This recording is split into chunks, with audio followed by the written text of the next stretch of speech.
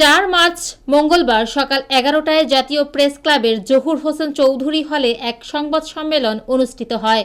Bangladesh orthopaedics সোসাইটির নবগঠিত doctor ওয়াকিল, doctor বিপ্লব, doctor রবি committee সম্প্রসারণ, নির্বাচন ও ভবিষ্যৎ পরিকল্পনা বিষয় নিয়ে এই সংবাদ সম্মেলন অনুষ্ঠিত হয়। বাংলাদেশ অর্থোপেডিক্স সোসাইটির এই সংবাদ সম্মেলনে সম্প্রসারণ, নির্বাচন ও ভবিষ্যৎ পরিকল্পনা নিয়ে গুরুত্বপূর্ণ বক্তব্য রাখেন উপস্থিত সকল নেতৃবৃন্দ।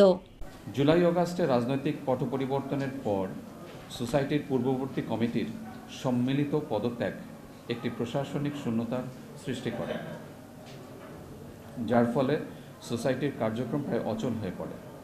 কিছুদিন আগে বাংলাদেশের জাতীয়তাবাদী অর্থোপেডিক বিশেষজ্ঞদের সম্পূর্ণ অন্ধকারে রেখে, কাউকে কিছু না জানিয়ে অল্প সংখ্যক চিকিৎসকদের নিয়ে একটি মহল অনেকটা চর দখলের মতোই ফ্যাসিস্ট কায়দায় একটি কমিটি ঘোষণা করে।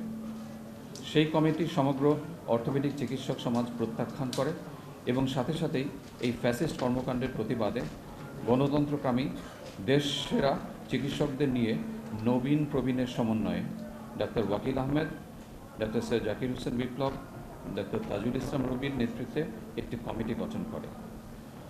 নবগঠিত কমিটির পরিচিতি সভার দিন প্রত্যাখ্যাত কমিটির নিন্দনীয় এবং অগ্রহণযোগ্য কর্মকাণ্ডের কারণে উদ্ভূত পরিস্থিতিতে সিনিয়র নেতৃবৃন্দের পরামর্শে ডিরেক্টর নিটোরের অফিস কক্ষে এবং উভয় কমিটির উপস্থিতিতে বাংলাদেশ অর্থোপেডিক সোসাইটির সব কার্যক্রম স্থগিত করা হয়, যার ভিডিও ফুটেজ সংরক্ষিত আছে।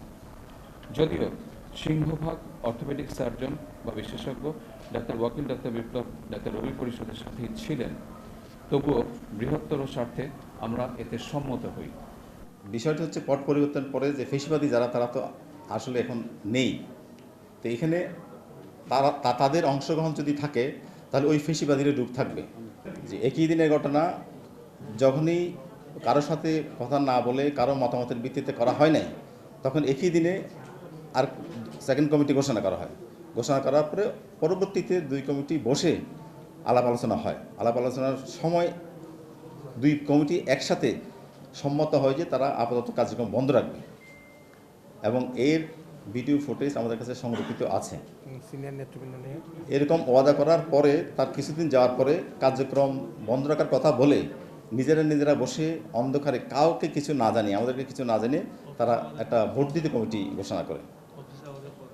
সেই বক্তব্যের জন্য আজকে আমাদের এই সংবাদ সম্মেলন। আমরা এই জিনিসটা জানাতে চাই, দেশের সর্বস্তরের অর্থোপেডিক সার্জনদেরকে আমরা জানাতে চাই যে আপনাদের সকলের মতামতের ভিত্তিতে অংশগ্রহণের মাধ্যমে একটি নির্বাচনের মাধ্যমে একটি নির্বাচিত প্রতিনিধি হোক। আমরা এই কমিটি সেটাই চাই এবং আমরা সেটা আয়োজন করতে চাই। এটাই আমাদের বক্তব্য। নির্বাচনের মাধ্যমে সকলের অংশগ্রহণের মাধ্যমে একটি শক্তিশালী কমিটি গঠিত হোক, এটাই আমাদের চাওয়া।